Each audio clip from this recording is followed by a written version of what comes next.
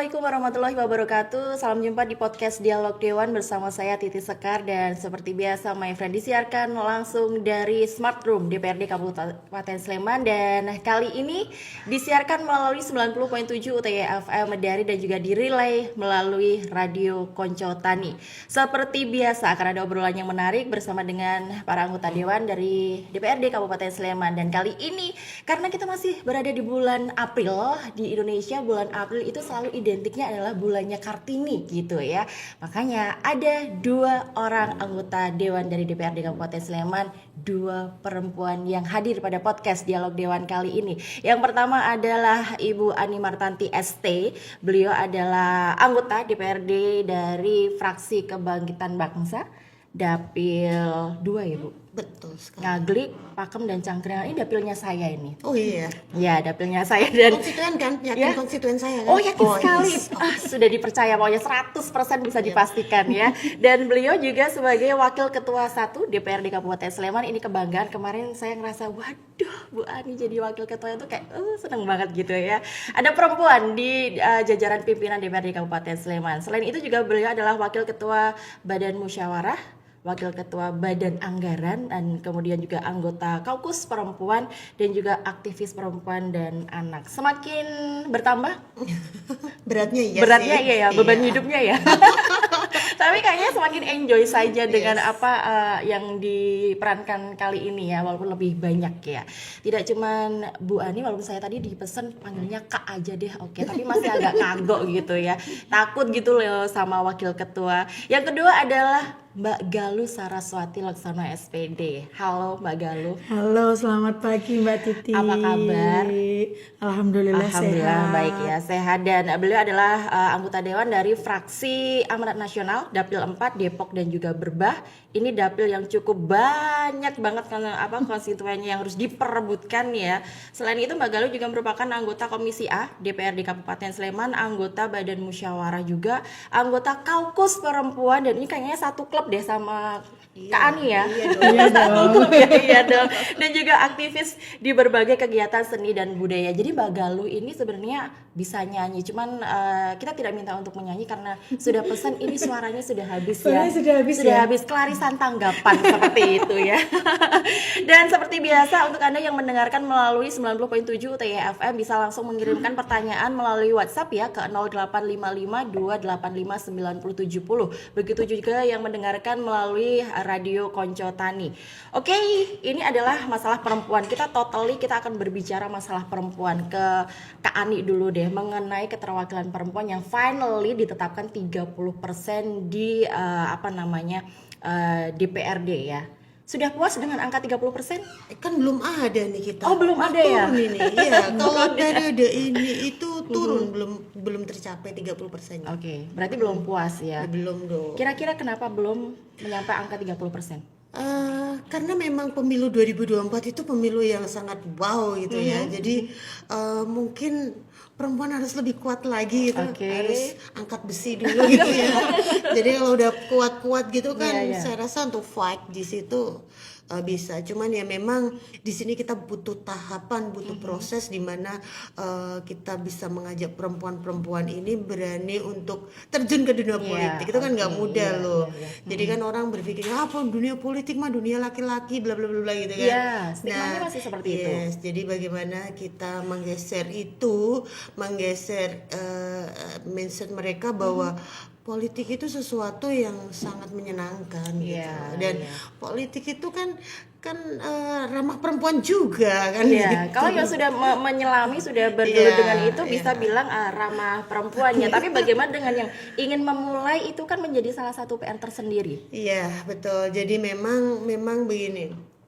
Perempuan itu memang kodratnya perempuan nggak bisa digeser ataupun dirubah ya sebagai seorang perempuan. Tetapi apalagi ini momentum Kartini ini, sebenarnya banyak perempuan atau sebanyak Kartini masa depan ini yang sudah mulai berani speak up. Coba kita sekarang lihat di layar kaca kita. Setiap hari adanya, ini perempuan harus geser kemana sih? Iya. Begini nggak? Lah, kenapa saya bisa bilang seperti itu? Artinya di sini sudah banyak perempuan berani speak up. Masalah ini nggak sedikit loh. yang kebuka aja baru berapa kan gitu. Jadi masalah ini sebenarnya kan banyak sekali. Cuman kenapa sekarang kok mulai ada kasus seperti ini? Karena perempuannya berani untuk speak up. Nah, jadi ini sudah menurutku sudah mulai tahapan di mana perempuan ini sudah mulai berani bicara gitu. Kalau enggak ya pasti akan lebih bahaya lagi kan. Karena perempuan itu yang memang dia itu kuat tapi lembut. Ya kan? Ada yang mendem lagi.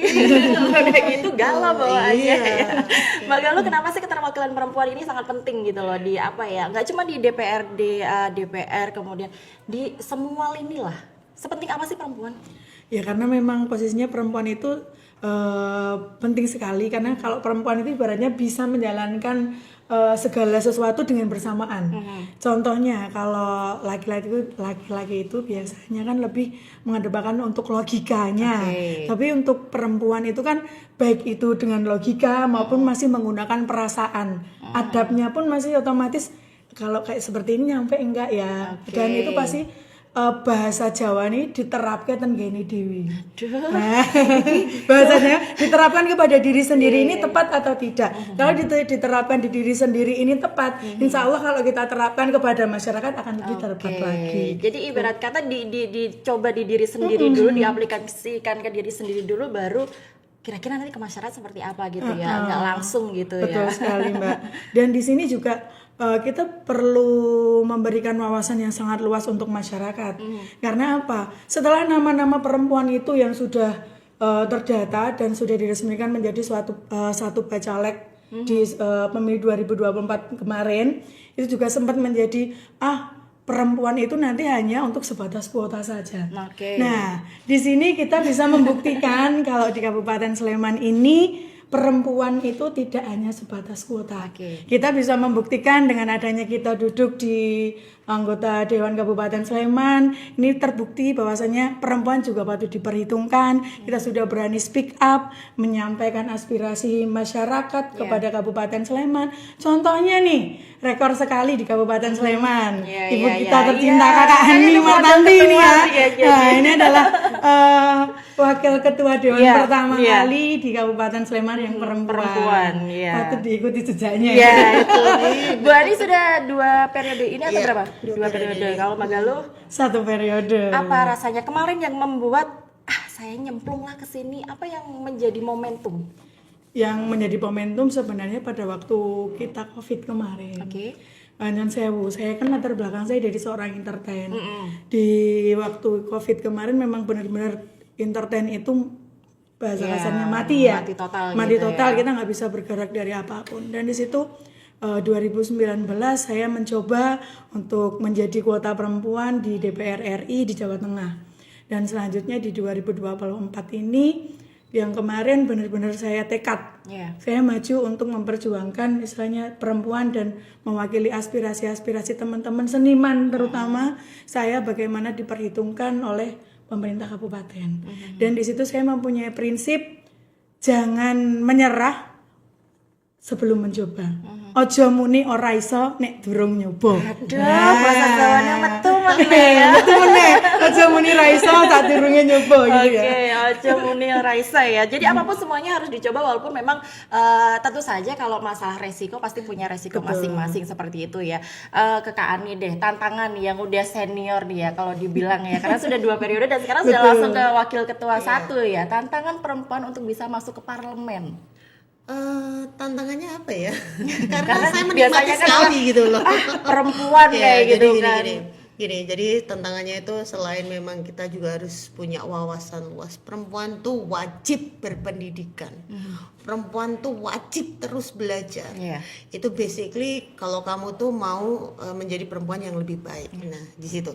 Jadi tantangannya memang ketika kita terjun ke masyarakat gitu kan, otomatis ini bisa ngomong nggak ya? Mungkin seperti itu.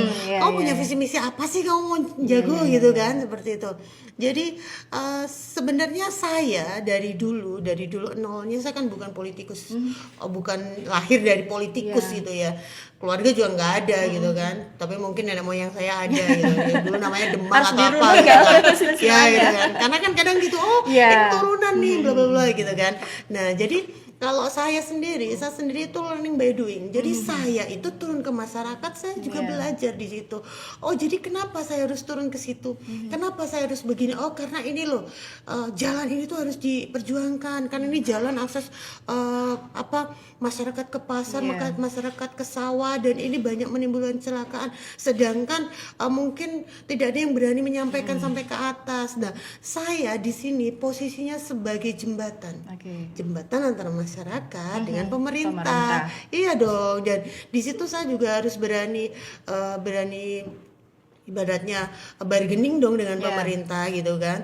Kalau nggak bisa ini untuk diperbaiki, nggak bisa ini untuk kita tingkatkan, ya nanti masyarakat bergejolak dong gitu kan. Jadi kan semua asetnya pemerintah ini kan punya masyarakat gitu loh. Jadi harus kembali ke masyarakat. Kurang lebihnya begitu sih kalau selama perjalanan karir saya. Kalau tantangan ya sikut kanan sikut kiri udah biasa lah. Cuman nih aku pesennya nih khususnya untuk perempuan, seharusnya di dunia politik, di dunia pekerjaan itu harus woman support woman. Karena sebenarnya masalah yang sering dihadapin perempuan di dunia pekerjaan, baik itu di politik, itu sister busy. Perempuan yang sibuk ngurusi perempuan lain yang dia sudah kelasnya udah di atasnya gitu loh. Kamu capek kayak gitu, justru kamu tuh learning gitu, belajar gitu. Kau belajar dari mereka yang sudah naik kelas. Saya sendiri, meskipun memang iya deh, saya perempuan pertama yang bisa duduk di posisi pimpinan DPRD Kabupaten Sleman dalam sejarah nih ya. Saya pun masih terus belajar dong, karena apa? Jangan pernah puas dengan apa yang sudah kamu capai. Tapi bukan berarti kamu harus yang lebih jauh lagi, enggak begitu. Cuman kamu harus selalu paling tidak mempertahankan kebaikanmu. Kalau lebih bagusnya ya teruslah berbuat baik kan seperti itu. Jadi saya sendiri masih belajar di sini. Saya masih belajar bagaimana saya belajarnya pun dengan perempuan, dengan laki-laki saya semua belajar. Cuman ya saya pesan nih sama teman-teman seluruh perempuan di Indonesia khususnya ya, itu stop sister busy deh. Perempuan bersatu juara, yakin itu. Perempuan bersatu tak bisa dikalahkan ya. Nggak bisa itu. Terkuat pokoknya. Perempuan bahasanya gila nih. Tapi maksudnya gilaninya adalah on track gitu ya. Ketika mereka mempunyai power untuk bisa bergaining dengan pemerintah, menjadi jembatan untuk masyarakat seperti itu ya. Mbak Galuh, langkah-langkah yang harus diambil oleh DPRD sudah masuk nih ke parlemen ya. Ternyata tadi Bu Ani menyampaikan bahwa 30% belum tercukupi ya di DPRD Kabupaten Sleman sendiri. Kira-kira udah ancang-ancang nggak? Ini harus nambah perempuan lagi nih. Apa yang bisa saya lakukan untuk bisa ngajak perempuan lebih banyak masuk ke parlemen? Nah, langkah-langkahnya mungkin ya yang akan kita ambil atau mungkin untuk persiapan nanti di pemilu tahun berikutnya. Nah, ini adalah kesempatan kita sebagai seorang perempuan membuktikan kinerja kita. Bahwasanya memang perempuan itu bisa juga mengayomi lebih luas dan kita buktikan kinerja-kinerja kita. Jadi yang dianggap dulu wong wedok kerjanya rung mesti iso kan gitu. Kok gur kemayu tok itu ada ya bahasa seperti masih ada itu ya. Nah, itu sudah sering sekali ada di kuping kami, ibaratnya kan seperti itu. Tapi kita di sini bisa membuktikan bahwanya perempuan juga bisa bekerja. Bahkan perempuan itu sampai begadang pun kita masih kuat. Karena di sini kadang kalau perempuan disambat sebut itu lebih terkena hatinya. Bagaimana kita mencari jalan keluar yang pas untuk istilahnya aspirasi yang disampaikan masyarakat. Nah, seperti itu. Terus sekarang gini, perempuan itu identik dengan sosial media. Nah, di situ kita gunakan dengan baik sosial media kita. Seperti Nyon Sewu, saya juga bermain di sosial media, baik itu di portal Instagram maupun TikTok ataupun juga di saluran WhatsApp. Karena kan kalau yang sepuh-sepuh itu kan sudah tidak mengenal seperti IG ataupun nanti boleh di-spill ininya ya akunnya. Oke, boleh. Ataupun mungkin juga TikTok. Nah, di saluran WhatsApp ini kita bisa bagi, kalau kita pas ketemu sosialisasi dengan masyarakat yang ibu-ibu itu pasti akan menggunakan WhatsApp. Di situ kita sosialisasikan, kita berikan saluran, Bu, kalau ingin tahu hasil kerja kita, kita nanti bergabung di saluran ini, mohon diikuti salurannya seperti itu.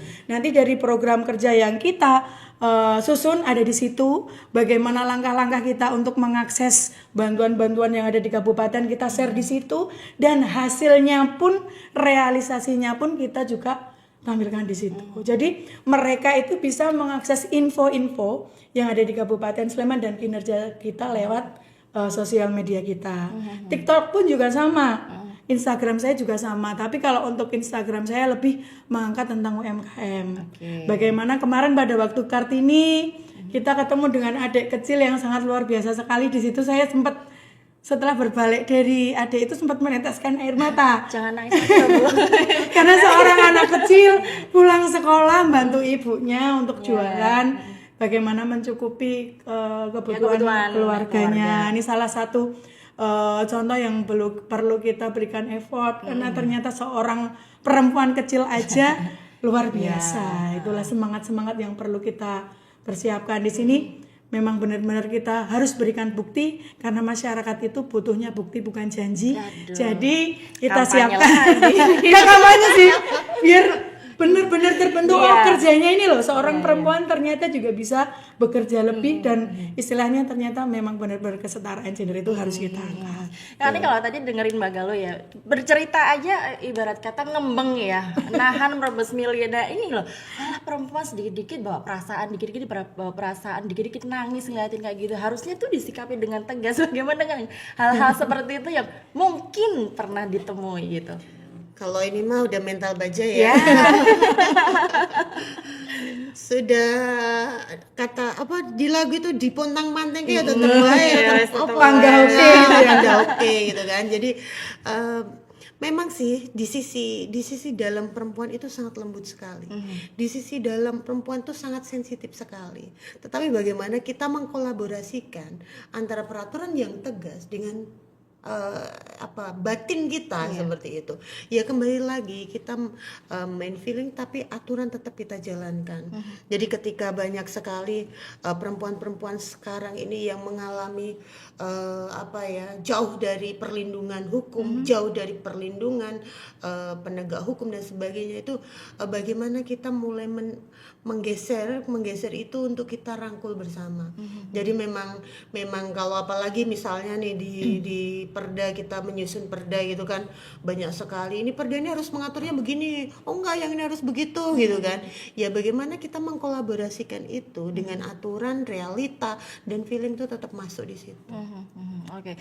Mbak Galuh, kalau kita berbicara masalah tadi 30% belum tercapai, artinya ketika misalnya paripurna pun, kemudian ada rapat komisi dan sebagainya, tentu perempuan di DPRD Kabupaten Sleman jumlahnya akan lebih minimalis gitu. Bagaimana caranya nih perempuan tetap bisa memberikan pengaruh yang besar nih nanti di antara para lelaki yang ada di DPRD Kabupaten Sleman? Diajak nyanyi ya. Nah, iya. Saya curiganya kita karaokean aja gitu ya. Terus habis itu baru dimasukin gitu. Ya enggak, seperti itu tadi, kita benar-benar harus speak up ya Ibu ya.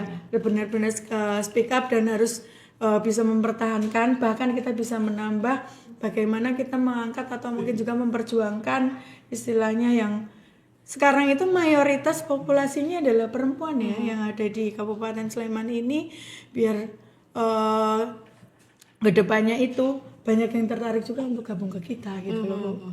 Dan itu tadi buktinya 30% itu tidak hanya kuota Ibu, itu sudah terbukti ya di DPRD Kabupaten Sleman ini, walaupun kita kurang sedikit ya Bu, kita 26% yang perempuan yang duduk di 4% saya yang iya. Siap dong info sama aku. Aduh, samanya berat ini. Kita bergandeng tangan. Tahu nih 2 kursi perempuan semua. Amin. Amin ya Allah ya. Enggak, tapi saya jujur ya, saya senang ketika akhirnya sekarang lebih mudah ketemu sama Bu Ani ya, karena maju Balio Bu Ani, maju lagi Balio Bu Ani, seperti itu ya.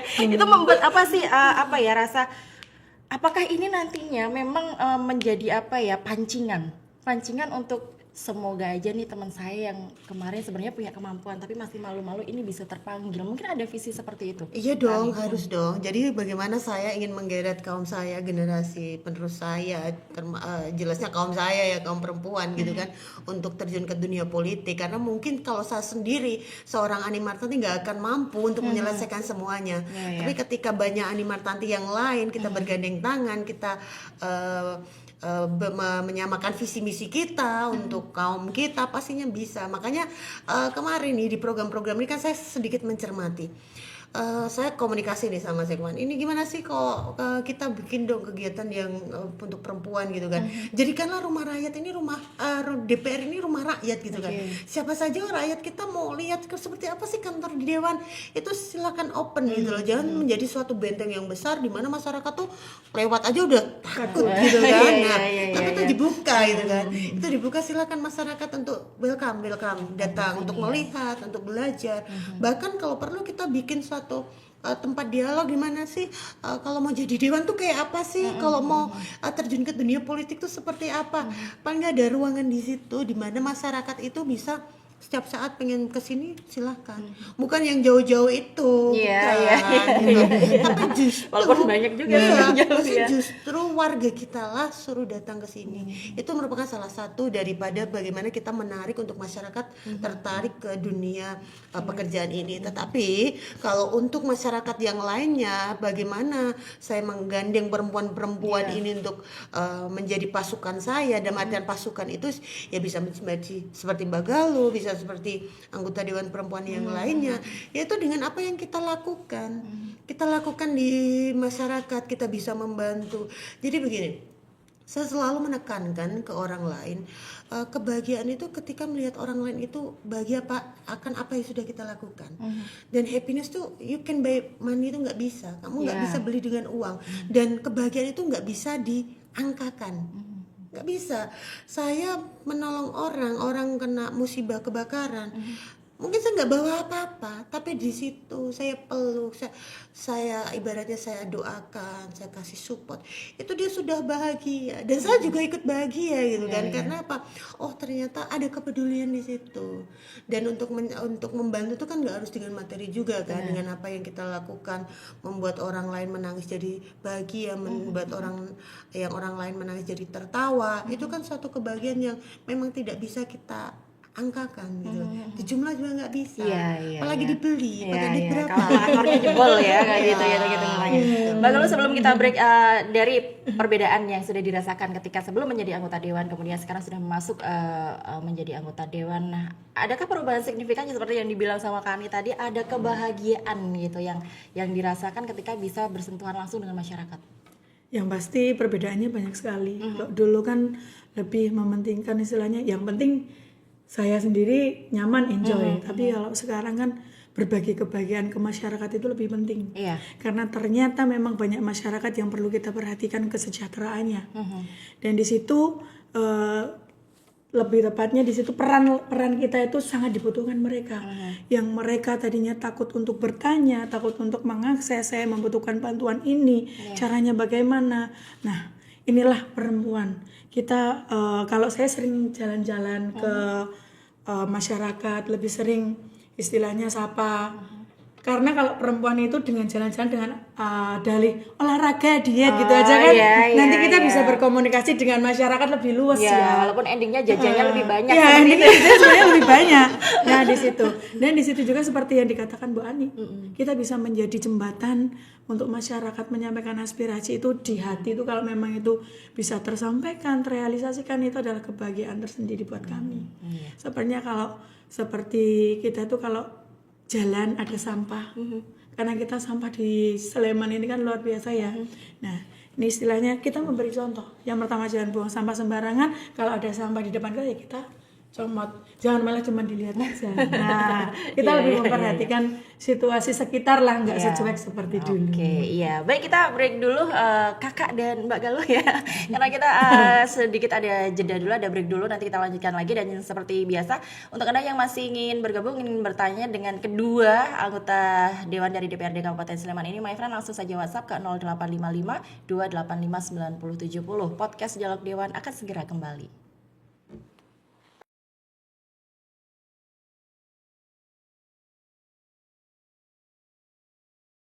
Oke, kembali lagi di podcast Dialog Dewan kali ini bersama saya Titi dan masih disiarkan langsung dari Smart Room DPRD Kabupaten Sleman melalui 90.7 UTY FM Medari dan juga direlay melalui Radio Suara Koncotani. Masih bersama dengan dua orang anggota dari DPRD Kabupaten Sleman. Yang pertama adalah Wakil Ketua 1 ya DPRD Kabupaten Sleman Ibu Ani Martanti ST ya, Kakak Ani, dan juga Mbak Galuh ya. Mbak Galuh tadi sudah di ini Mbak aja sih. Mbak Galuh Saraswati Laksana SPD yang merupakan anggota Komisi A DPRD. Kemarin saya sempat dengan ketua Komisi A, sekarang saya dengan anggotanya ya. Oke, baik. Kita masih membahas mengenai peran perempuan ya di kursi legislatif. Tadi sebelum break Mbak Galuh menyampaikan bahwa misalnya kita harus menjadi contoh nih. Misalnya ada sampah yang jatuh, kita harus bagaimana caranya untuk bisa memberikan contoh, memungut, kemudian memasukkan ke tempatnya, bukan malah mendiamkan saja. Di waktu off tadi Kak Ani bilang bahkan kita sudah jadi tempat sampahnya. Ini maksudnya apa gitu loh. Ngomongin sampah terus tiba-tiba langsung menjadi tempat gitu, sampah ya. Jadi tempat sampah gitu. Seperti apa sih tempat sampahnya? Ya, jadi kalau saya selalu membahasakan diri saya ini tempat sampah gitu kan. Jadi banyak permasalahan di masyarakat itu kan selalu mengadunya ke kita. Yeah. Jadi kalau kita nggak bisa memanajemen sampah-sampah yang ada di diri kita, terus malah kita bawa pulang, kemudian kita campur adukkan sampah-sampah di rumah, nah, itu kan jadi suatu bom waktu yang bisa menghancurkan baik diri saya juga keluarga saya kan seperti itu. Jadi keluh kesah masyarakat itu harus kita netralisir dengan kita mencari solusi. Biar sampah-sampah yang numpuk ini itu bisa keluar dari otak saya gitu kan. Jadi saya tetap enjoy, saya tetap semakin gendut. Nah, itu kan biasanya perempuan nggak mau mengakui gendut, gitu ya. malah jujur ya makin gendut ya. Kan harus gitu, perempuan tuh harus gendut dong kan gitu kan. Jadi begini, jadi kan banyak sekali kita keluar gang aja kan ketemu masyarakat. Bu kemarin ini banjir, ini apa gangnya ini selokannya karena banyak sampah bla bla bla, itu satu masalah. Belok kanan lagi ketemu, Bu kemarin ini kabur karena dianiaya suaminya bla bla. Ketemu sampah lagi gitu kan. Belok kiri lagi, Bu ini belum bisa bayar sekolah Bu, gimana Mbak? Ini adalah tumpukan sampah-sampah yang memang harus kita bereskan gitu kan. Kalau di Kabupaten Sleman kita sudah punya 3 TPS yang untuk, tapi kan belum punya yang untuk melenyapkan sisa-sisa itu tadi. Residunya sampai bersih belum ya. Harus benar-benar hilang gitu kan. Nah, jadi disitulah saya harus bisa memanajemen material-material itu untuk kalau yang nggak bisa bayar sekolah ya memang harus kuarahkan ke sini. Kalau yang memang ini drainasinya ke sumber dan sebagainya harus kuarahkan ke sini. Jadi kita harus memanajemen itu supaya apa? Supaya ya otak kita selalu fresh, nggak banyak endapan gitu kan. Kalau banyak endapan yang tepar nanti dari kita sendiri kan gitu. Sedimennya banyak nanti ya. Ngomongin sedimen nih, komisi A nih ya. Ke komisi A deh. Bang Galuh tadi kalau Kak Ari udah bilang bahwa ini adalah jangan sampai membawa sampah-sampah itu ke rumah ataupun mungkin dicampurkan seperti kembali ke rumah itu kan artinya kita kembali menjadi peran yang ada di rumah. Sementara mungkin permasalahan ketika menjadi anggota dewan itu akan kita bawa 24 jam. Ya bagaimana ketika ini harus memilah sampah ini untuk bisa masuk ke tempat yang tepat, Mbak Galuh. Kalau dari saya pribadi memang benar sekali, itu harus ibarat orang Jawa lagi nih. Kuwi kudu disalahke. Mana yang perlu kita pikirkan dulu dan yang mana yang perlu kita selehke dulu. Jadi kita timingnya harus pas. Kayak Bu Ani tadi, kalau semuanya dicampur adukkan ya otomatis jadi bom waktu. Dan di situ inilah kehebatan seorang perempuan yang bisa yang bisa menjalankan semuanya secara bersamaan. Seperti salah satu contohnya, misalkan menyelesaikan aduan, yang ini tadi belum bisa bayar sekolah bla bla, maju lagi Bu dalannya jeglong, ya maju lagi. Nah itu bagaimana istilahnya ketika kita sampai di rumah ya kita pikirkan nanti dulu. Tapi di sini tetap jalan, kita tetap melayani anak, tetap melayani suami sebagai kodrat kita sebagai perempuan. Tapi kita tetap tidak lupa bahwa ada masalah-masalah yang harus kita cari solusinya dan cari istilahnya jalan keluarnya lebih tepat yang memakai program dari Kabupaten Sleman tentunya. nggak lari dan nggak nutup kolom komentar Jangan. ya. Nah, makanya di sini saya membuat akun media sosial dari Instagram yang saya buat di 2024 setelah saya terpilih. Di situ ada khusus akun aspirasi dari masyarakat. Tentunya walaupun dapil saya di Berbadan Depok, tapi ternyata itu bisa meliputi seluruh dari Sleman. Jadi misalkan ada yang di Sayegan, kita sampaikan ke dewan kami yang duduk di dapil Sayegan. Seperti kemarin Bu, kemarin di sekolah saya ternyata sekolahannya ada yang rusak. ABCDFG, oke, saya sampaikan ke dewan dapil tersebut. Alhamdulillah sudah ditindaklanjuti.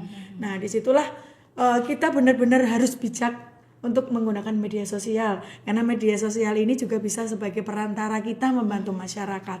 Iya, Itu kalau bagi saya. oke. Jadi perempuan memang pakai perasaan, tapi bagaimana juga memanage perasaan ketika permasalahan di masyarakat nggak cuman satu dua saja, nggak cuma soal sekolah, bagaimana yang sampai bisa menguras emosi. Apalagi kalau Kak Ani ini terjunnya ke masyarakat yang memang benar-benar dengan kebutuhan khusus seperti itu. Itu bagaimana bisa mengolah supaya ini tidak saya bawa ke dalam gitu loh, kita merasakan mungkin ada kekerasan terhadap perempuan, kemudian itu sisi emosionalnya pasti masuk kan. Jadi itu tadi ya, sebenarnya sampah-sampah yang sangat bermanfaat menurut saya. Karena di kandungannya itu suatu pelajaran yang sangat luar biasa. Contohnya misalnya saya mendampingin anak-anak anak-anak yang cyber palsi itu materi itu, intisari itu memang saya carikan solusi, tapi daripada materi yang luar biasa itu saya bawa ke rumah untuk saya share ke anak-anak saya. Jadi bukan untuk saya sendiri, tapi saya memberikan ilmu itu ke anak saya. Tadi mama begini, anaknya begini, coba kalau orang tuanya udah nggak ada, anak itu bagaimana? Ya Mbak ya. Jadi di situ ada banyak ilmu yang bisa saya share ke anak-anak saya. Kalau Mbak Galuh kan masih ada suami, kalau saya masih ada anak. Sombong gitu. ini ya, lebih kuat ini ya, lebih kuat. Berarti LPJ-nya kayaknya lebih berat Mbak Galuh ya.